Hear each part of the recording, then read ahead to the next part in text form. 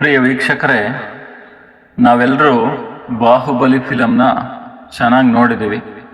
ಅಂದರೆ ಡೈರೆಕ್ಟರ್ಸ್ ಎಲ್ಲರೂ ಕೂಡ ಈ ಥರ ಸಾಹಿತ್ಯದಲ್ಲಿ ಕಥೆಗಳನ್ನು ತಗೊಂಡು ಅಲ್ಲಿ ಸ್ವಲ್ಪ ಬದಲಾವಣೆ ಮಾಡಿ ದೃಶ್ಯಗಳನ್ನು ತೋರಿಸ್ತಾರೆ. ಆದರೆ ಆ ಫಿಲಮ್ ಎಲ್ಲ ಕೂಡ ತುಂಬ ಚೆನ್ನಾಗಿ ಅದರ ಸಿರಿಯನ್ನು ತೋರಿಸಿದ್ದಾರೆ. ಕೆಲವೊಂದು ಪಟ್ಟಾಭಿಷೇಕ, ಬಲ್ಲಾಳ, ಬಾಹುಬಲಿದೆ, ಯಾವುದೊಂದು ಪಟ್ಟಾಭಿಷೇಕಕ್ಕೆಲ್ಲ ಒಳ್ಳೆ ನೃತ್ಯ ಕಲೆಗಳು, ಈ ಥರ ಒಳ್ಳೆ ರಚನೆ ತೋರಿಸಿದ್ದಾರೆ ಸಿರಿಯ ಬಗ್ಗೆ. ಅದು ಬೇರೆ ಇನ್ಯಾವ ಕಥೆನೂ ಅಲ್ಲ, ನಮ್ಮ ಸಾಹಿತ್ಯದಲ್ಲೇ ಇದೆ. ನಾವು ಬಾಹುಬಲಿ, ಗೊಮ್ಮಟೇಶ್ವರ ಹಿಂಗೆಲ್ಲ ಹೇಳ್ತೀವಲ್ಲ, ಹಾಸನದ ಹತ್ರ ಇದೆ, ಇನ್ನು ಬೇರೆ ಬೇರೆ ಧರ್ಮಸ್ಥಳದಲ್ಲಿದೆ, ಹಿಂಗೆಲ್ಲ ಇದೆ. ಆ ಥರ ಒಂದು ಭರತ ಬಾಹುಬಲಿಯ ಕಥೆ ಅದು. ಅಲ್ಲಿ ಸ್ವಲ್ಪ ಹೆಸರು ಬದಲಾವಣೆ ಮಾಡ್ಕೊಂಡಿದ್ದಾರೆ, ಅದರದ್ದೇ ಆದ ಬೇರೆ ಬೇರೆ ದೃಶ್ಯಗಳನ್ನು ಮಾಡ್ಕೊಂಡಿದ್ದಾರೆ. ನಮ್ಮ ಕಥೆಯಲ್ಲೂ ಕೂಡ ಏನು ಬಾಹುಬಲಿ ಅಣ್ಣನಾದ ಭರತನನ್ನ ಸೋಲಿಸಿ ಆಮೇಲೆ ಅವನಿಗೆ ಮುಕ್ತಿ ಬಗ್ಗೆ ಯೋಚನೆ ಬಂದು ಹುಟ್ಟು ಸಾವಿನ ನಡುವೆ ಇಷ್ಟೇನೇ ಇರೋದು, ಅದಾದ್ಮೇಲೆ ಏನಿದೆ ಅದನ್ನು ಗೆಲ್ಲಬೇಕು ಅಂತಂದೆಲ್ಲ ಮುಂದಿನ ಸ್ಟೆಪ್ಪನ್ನು ತಗೊಳ್ತಾರೆ. ಆ ಥರ ಅದಕ್ಕೆ ಮುಂಚೆ ಭರತ ಅಣ್ಣನನ್ನೇ ಸೋಲಿಸ್ತಾನೆ ಬಾಹುಬಲಿ. ಭರತ ಚಕ್ರರತ್ನದಿಂದ ಎಲ್ಲ ಆಸ್ತಿಯನ್ನು ಪಡ್ಕೋಬೇಕು, ಎಲ್ಲ ಸಾಮ್ರಾಜ್ಯ ನಂದೇ ಆಗಬೇಕು ಅಂತಂದೆಲ್ಲ ಇರ್ತಾನೆ. ಈ ಥರ ಒಂದು ವಿಚಾರ, ಅವನು ಅಂಥ ಸಿರಿಯಿಂದ, ಶ್ರೀಮಂತಿಕೆಯಿಂದ, ರಿಚ್ನೆಸ್ನಿಂದ ಬದುಕ್ತಿದ್ದ ಭರತ ಚಕ್ರವರ್ತಿ. ಅಂಥ ವಿಚಾರದ ಬಗ್ಗೆ ಭರತೇಶ ವೈಭವ ಅಂತಂದೇಳಿ ಗ್ರಂಥ, ಆಕರ ಗ್ರಂಥ. ಅದನ್ನು ಬರೆದವರು ಯಾರು? ರತ್ನಾಕರ ವರ್ಣಿ. ಆ ವಿಚಾರವನ್ನು ಸ್ವಲ್ಪ ನೋಡೋಣ ಈ ವಿಡಿಯೋದಲ್ಲಿ. ಏನು ಹೇಳ್ತಾವ್ರೆ ರತ್ನಾಕರ ವರ್ಣಿ? ಗೊತ್ತಿಗೆ ನಮ್ಗೆಲ್ಲರೂ ಗೊತ್ತಿದೆ, ಕವಿಗಳು, ಸಾಹಿತಿಗಳೆಲ್ಲ ರಾಜರ ಆಶ್ರಯವನ್ನು ಪಡ್ಕೊಳ್ತಿದ್ರು, ರಾಜರ ಆಶ್ರಯದಲ್ಲಿರ್ತಿದ್ರು. ಅವ್ರಿಗೂ ಕೂಡ ಇವರ ನೆಸೆಸಿಟಿ ಇದ್ದಿತ್ತು, ರಾಜರಿಗೂ ಅವರನ್ನು ವರ್ಣಿಸ್ಬೇಕಾಗಿತ್ತು, ಈ ಥರದ್ದೆಲ್ಲ ಇತ್ತು.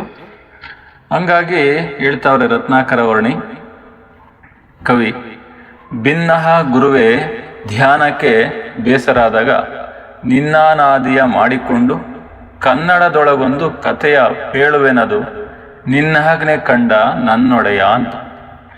ಈ ಥರ ಗುರುವೇ, ನಾನು ಧ್ಯಾನ ಮಾಡಬೇಕಾದ್ರೆ ಏನಾದರೂ ಬೇಸರ ಆದರೆ ನಿನ್ನನ್ನೇ ಆದಿ ಮಾಡಿಕೊಂಡು ಪ್ರಾರಂಭ ಮಾಡಿಕೊಂಡು ಕನ್ನಡದೊಳಗೊಂದು ಕಥೆಯನ್ನು ಹೇಳ್ತೀನಿ, ನಿನ್ನ ಆಜ್ಞೆ ಬೇಕು, ನನಗೆ ಅಪ್ಪಣೆ ಬೇಕು ಅಂತ. ನನ್ನ ಒಡೆಯ ರಾಜನೇ, ಹೆಂಗೆ ಬರೀತೀನಿ ಅದನ್ನ ಅಂದರೆ ಹೆಂಗೆ ಇರುತ್ತೆ ನನ್ನ ಕತೆ ಅಂದರೆ, ಯಾವ್ಯಾವ ಭಾಷಿಗರು ಏನೇನು ಹೇಳ್ತಾರೆ, ಕನ್ನಡ, ತೆಲುಗು, ತುಳು ಇಂಥ ಬೇರೆ ಬೇರೆಯವರೆಲ್ಲ ಅಂತ ಹೇಳ್ತಾವ್ರು ನೋಡಿ. ಅಯ್ಯಯ್ಯ ಚೆನ್ನಾದುದೇನೆ, ಚೆನ್ನಾದುದು ಏನೇ ಅಂತ ಆ ರೀತಿ ಹೇಳ್ಬೇಕು. ಕನ್ನಡಿಗರು ಆ ರೀತಿ ಹೇಳ್ಬೇಕು. ಇನ್ನ ತೆಲುಗರು ರಯ್ಯ ಮಂಚಿದೆಯೇನೆ, ತೆಲುಗ ಮಂಚಿದಿ ಅಂತಂದು ಹೇಳ್ಬೇಕು ತೆಲುಗರು. ಇನ್ನು ತುಳುವರು ಅಯ್ಯಯ್ಯ ಎಂಚ ಪೊರ್ಲಾಂಡ್ ಎಂದು ಹೇಳಬೇಕು. ಆ ಥರ ಇವರೆಲ್ಲ ಹಂಗೆ ಹೇಳ್ತಾ ಮೈಯೊಬ್ಬಿ ಕೇಳಬೇಕಣ್ಣ, ಆ ರೀತಿ ಹೇಳ್ತೀನಿ. ಏನು, ನಿಮ್ಮ ಸಿರಿಯನ್ನು ನಾನು ಬಣ್ಣಿಸ್ತೀನಿ, ಸಿರಿಯನ್ನು ಇನ್ನೇನ ಬಣ್ಣಿಪೇನು ಅಂತಂದು ಹೇಳಿ ಈ ಥರ ಹೇಳ್ತೀನಿ ಅಂತ. ಯಾವ ರೀತಿ ಇದೆ ನಿಮ್ಮ ರಿಚ್ನೆಸ್? ಭರತ ಭೂತಳಕ್ಕೆ ಸಿಂಗಾರವಾದ ಅಯೋಧ್ಯ, ಭರತ ಖಂಡದ ಭೂಮಿಗೆ ಅಯೋಧ್ಯ ಸಿಂಗಾರವಾದ ಅಯೋಧ್ಯ ಪುರದೊಳು ಮೂಲೋಕ ಪೊಗಳೆ. ಮೂರು ಲೋಕ ಗೊತ್ತಿದೆ ನಮಗೆ, ನಮ್ಮ ಭೂಲೋಕ ಅಥವಾ ಮರ್ತ್ಯ ಲೋಕ ಅಂತ ಕರಿತೀವಿ. ಇನ್ನು ಸ್ವರ್ಗ, ಅದೇ ಥರ ಪಾತಾಳ, ಇನ್ನು ಬೇರೆ ಬೇರೆ ಲೋಕಗಳು ಕೂಡ ಇದೆ, ಸಪ್ತ ಲೋಕಗಳು, 14 ಲೋಕಗಳು, ಹಿಂಗೆಲ್ಲ ಕೂಡ ಇದೆ. ಇಲ್ಲಿ ಮೂಲೋಕ ಪೊಗಳೆ. ಭರತ ಚಕ್ರೇಶ್ವರ ಸುಖ ಬಾಳುತ್ತಿರ್ದನ ಸಿರಿಯ ನಿನ್ನೇನ ಬಣ್ಣಿಪೇನು. ನಿಮ್ಮ ಸುಖದ ಬಗ್ಗೆ, ಸುಖ ಸೊಗ ಹಂಗಿಲ್ಲ, ಆ ರಿಚ್ನೆಸ್ ಬಗ್ಗೆ ಎಷ್ಟಂತ ವರ್ಣಿಸ್ಲಿ.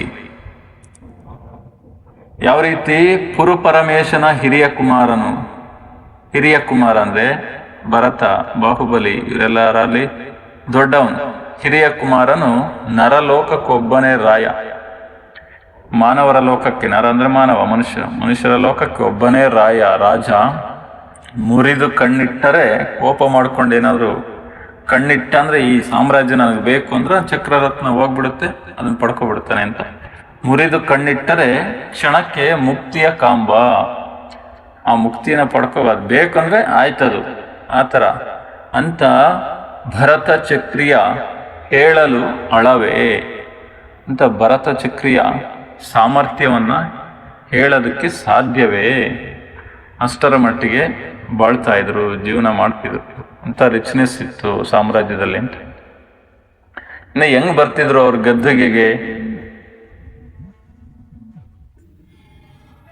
ಗದ್ದುಗೆಗೆ ಯಾವ ರೀತಿ ಬರ್ತಿದ್ರು ಅಂತ ನೋಡೋದಾದ್ರೆ, ಸಿಂಹಾಸನಕ್ಕೆ ಆ ವಿಭು ಅಂದ್ರೆ ಪ್ರಭು ರಾಜ, ಆ ವಿಭು ಒಂದಿನದ ಉದಯದೊಳಿದ್ದು, ಇವು ಒಂದು ದಿನ ಉದಯದೊಳೆದ್ದು, ಉದಯ ಅಂದ್ರೆ ಸೂರ್ಯೋದಯ, ಬೆಳಿಗ್ಗೆ ಎದ್ದು ದೇವತಾರ್ಚನೆಯನ್ನು ಮಾಡಿ, ದೇವರ ಪೂಜೆಯನ್ನು ಮಾಡಿ, ಚಾವಡಿಗೈದಿ ತಾನೋಲಗವಾದೊಂದು ಶ್ರೀವಿಲಾಸವನ್ನು ಏನನು ಎಂಬೆ, ಅವರ ಶ್ರೀವಿಲಾಸ ರಿಚ್ನೆಸ್ನ ಆ ವೈಭವನ್ನ ಏನಂತ ಹೇಳಿ, ಅಷ್ಟರ ಮಟ್ಟಿಗೆ ಅವರು ಓಲಗ ಸಿಂಹಾಸನಕ್ಕೆ, ಗದ್ದುಗೆಗೆ, ಅವರ ಪೀಠಕ್ಕೆ ಹಂಗೆ ಬರ್ತಿದ್ರು.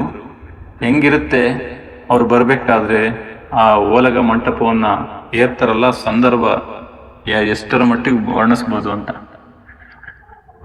ಅವ್ರು ಬರ್ತಿರ್ಬೇಕಾದ್ರೆ ಯಾವ ರೀತಿ ನಿರ್ಮಾಣ ಆಗಿರುತ್ತೆ ಅದರ ಮಂಟಪ, ಓಲಗ ಮಂಟಪ.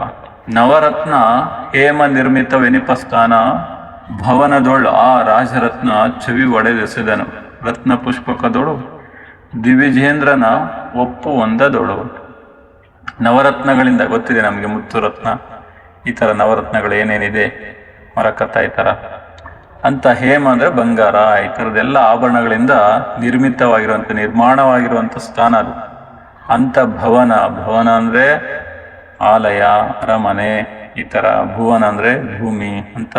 ಅರಮನೆಯಲ್ಲಿ ರಾಜರತ್ನ, ರಾಜರಲ್ಲಿ ರತ್ನ ಅಂತವನು ಚವಿ ಹೊಡಿಸಿದ. ಚವಿ ಅಂದರೆ ಕಾಂತಿ, ಕಾಂತಿಯಿಂದ ಎಲ್ಲರಿಗೂ ಕಣ್ಣು ಕುಕ್ತಾ ಇರ್ತಾನೆ. ರತ್ನ ಪುಷ್ಪಕದಲ್ಲಿ, ಆ ಸೀಟಲ್ಲಿ ಎಷ್ಟರ ಮಟ್ಟಿಗೆ ದಿವಿಜೇಂದ್ರ ಅಂದ್ರೆ ದೇವೇಂದ್ರನೇ ಒಪ್ಪಬೇಕು, ಅಷ್ಟು ಅಲ್ಲಿ ಕಾಂತಿ ಮೊಳಗ್ತಾ ಇರುತ್ತೆ ಅಂತ. ತರತರವಿಡಿದು ಢಾಳಿಸುತಿಹ ದೀರ್ಘ ಚಾಮರಗಳ ಸಾಲೊಳೆಸಿದನು. ಚಾಮರಗಳು ಅಂದ್ರೆ ನವಿಲುಗರಿಯ ಕಟ್ಟಿ, ನವಿಲುಗರಿಯಿಂದ ಏನು ಬೀಸಣಿಕೆನ ಮಾಡಿರ್ತಾರಲ್ಲ, ಅವರೆಲ್ಲ ಬೀಸಣಿಕೆ ಮಾಡ್ತಾ ವೆಲ್ಕಮ್ ಮಾಡ್ತಿರ್ಬೇಕಾದ್ರೆ ಆ ಸಾಲಿನಲ್ಲಿ ಬರ್ತಾ ಇರ್ತಾರೆ. ತರತರವಾದ ರೀತಿಯಲ್ಲಿ ಆ ರೀತಿ ವೆಲ್ಕಮ್ ಮಾಡ್ತಾ ಇರ್ತಾರೆ. ಹರಿವ ಏನು ಕಂಪೇರ್ ಮಾಡ್ತಾವ್ ನೋಡಿ, ಹರಿವ ಬೆಳ್ಮುಗಿಲೋಳು ಹೋಲಿಕೆ. ಹರಿವ ಬೆಳ್ಮುಗಿಲು, ಬಿಳಿಯದಾದ ಮುಗಿಲು, ಕರ್ಮಧಾರಯ ಸಮಾಸ. ಆ ಬಿಳಿದಾದ ಮುಗಿಲಲ್ಲಿ, ಮೋಡದಲ್ಲಿ ಯಾವಾಗಲೋ ಒಂದ್ಸರಿ ಭಾಸ್ಕರ, ಚಂದ್ರ ಹಿಂಗೆ ಮರೆ ಆಗ್ತಾ ಇರ್ತಾನಲ್ಲ, ಹಂಗೆ ತೋರಿ ಮರೆಸುವ ಚಂದಿರನೋ ಭಾಸ್ಕರನೋ ಎಂಬಂತೆ. ಆ ರೀತಿ ಅದರ ಮಧ್ಯೆ, ಚಾಮರಗಳ ಮಧ್ಯೆ, ಆ ಸಾಲುಗಳ ಮಧ್ಯೆ ಚಂದಿರನು ಭಾಸ್ಕರನು ಅನ್ನೋ ರೀತಿ ವಿಜೃಂಭಣೆಯಿಂದ ಕಾಣ್ತಿದ್ರು ಅಂತ. ಅಂಬುಜವೆಲ್ಲವೂ ರವಿಯ ನೋಡ್ಪಂತೆ, ನೀಲಾಂಬುಜ ನೋಡ್ಪಂತೆ. ಅಂಬುಜ ಗೊತ್ತಿದೆ ನಮಗೆ, ಅಪ್ ಅಂದ್ರೆ ನೀರು, ನೀರಲ್ಲಿ ಜನಿಸಿದ್ದು ಕಮಲ.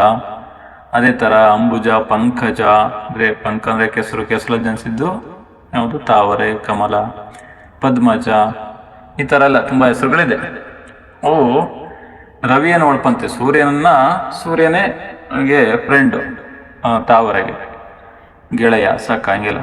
ಆ ಸೂರ್ಯನ ಬೆಳಕು ಸಿಕ್ಕಿರೇನೆ ಹರಡಕ್ ಸಾಧ್ಯ ಅಂತ, ಹಿಂಗಾಗಿ ಸೂರ್ಯನನ್ನೇ ನೋಡ್ತಿರ್ಪಂತೆ. ಅದೇ ತರ ನೀಲಾಂಬುಜ, ನೀಲಿಯ ತಾವರೆ ನೋಡ್ಪಂತೆ. ಶಶಿಯ ತುಂಬಿದ ಸಭೆಯೆಲ್ಲ ನೃಪನ ನೋಡುವ ಮಿಕ್ಕ ಹಂಬಲ ಮೆರೆದಲಲ್ಲಿ. ಅಲ್ಲಿ ಎಲ್ಲರೂ ಕೂಡ ಏನೋ, ನಾವು ಯಾರಾದರೂ ನಮ್ಮ ನೆಚ್ಚಿನ ಆದರ್ಶ ವ್ಯಕ್ತಿಗಳು ಯಾರಾದರೂ ಬಂದರೆ, ಆ್ಯಕ್ಟರ್ಸ್ ಆಗಿರ್ಬೋದು, ಯಾರೋ ಮತ್ತೆ ವಿಜ್ಞಾನಿ ಆಗಿರ್ಬೋದು, ಸ್ಪೋರ್ಟ್ಸ್ ಪ್ಲೇಯರ್ ಆಗಿರ್ಬೋದು, ಇಂಥವ್ರು ಯಾರು ನಾವು ಮೆಚ್ಚಿದಂತಹ ಆದರ್ಶ ವ್ಯಕ್ತಿಗಳು ಯಾರಾದರೂ ಬಂದರೆ ನೋಡೋದಕ್ಕೆ ನಾನು ಮುಂದು ತಾನು ಮುಂದು ಅಂತಂದೇಳಿ ಅಲ್ಲಿ ಹಂಬಲ ಕಾಣಿಸ್ತಾ ಇರುತ್ತೆ. ನಾನು ನೋಡಲೇ ಇಲ್ವಲ್ಲ ಈ ಥರ, ಹಿಂಗೆಲ್ಲ ಅಷ್ಟರ ಮಟ್ಟಿಗೆ ಅಲ್ಲಿ ಹಂಬಲ ಇತ್ತು. ಈ ವಿಚಾರವನ್ನು ನಮಗೆ ರತ್ನಾಕರ ವರ್ಣೆಯವರು ತುಂಬ ಚೆನ್ನಾಗಿ ತಿಳಿಸ್ಕೊಟ್ಟಿದ್ದಾರೆ. ಇನ್ನು ಅದ್ರ ಬಗ್ಗೆ ಹೆಚ್ಚಿನದಾಗಿ ಏನಾದರೂ ವಿಚಾರಗಳನ್ನು ಬೇಕಾಗಿದ್ರೆ ನೀವು ಕಾಮೆಂಟ್ ಮೂಲಕ ಕೇಳಿ. ಇದೇ ರೀತಿ ಬೇರೆ ಬೇರೆ ವ್ಯಾಕರಣ, ಕನ್ನಡ ವಿಚಾರಗಳಿಗಾಗಿ ಇನ್ನೂ ನೀವು ನಮ್ಮ ಕನ್ನಡ ಚಾನಲ್ನ KRS ಚಾನಲ್ನ KRS ಮಾಸ್ಟರ್ ಚಾನಲ್ನ ಸಬ್ಸ್ಕ್ರೈಬ್ ಮಾಡಿಲ್ಲ ಅಂದರೆ ಸಬ್ಸ್ಕ್ರೈಬ್ ಮಾಡಿ. ನಿಮಗಿಷ್ಟ ಆದರೆ ಲೈಕ್ ಮಾಡಿ, ಶೇರ್ ಮಾಡಿ. ಈ ರೀತಿ ಕನ್ನಡ ವಿಚಾರಗಳಿಗೆ ಬೆಂಬಲ ನೀಡಿ. ನಿಮ್ಮ ಪರೀಕ್ಷೆಗಳಿಗೆ, ಎಕ್ಸಾಮ್ಸ್ಗೆಲ್ಲ ಶುಭವಾಗಲಿ, ಒಳ್ಳೆ ಸ್ಕೋರ್ ಬರಲಿ. ಇನ್ನು ಎಕ್ಸಾಮ್ಸ್ಗೆ ಬೇಕಾಗಿರೋಂಥ ನಿಮಗೇನಾದರೂ ಮೆಟೀರಿಯಲ್ಸ್ ಬೇಕಾಗಿದ್ದರೆ, ಯಾವುದಾದ್ರೂ ವಿಚಾರ ಅರ್ಥ ಆಗಿಲ್ಲ ಅಂದರೆ ತಿಳಿಸೋ ಪ್ರಯತ್ನ ಮಾಡಿ. ಇಷ್ಟಿರಲಿ ಇವತ್ತಿಗೆ, ಈ ಕ್ಷಣಕ್ಕೆ ಧನ್ಯವಾದಗಳು.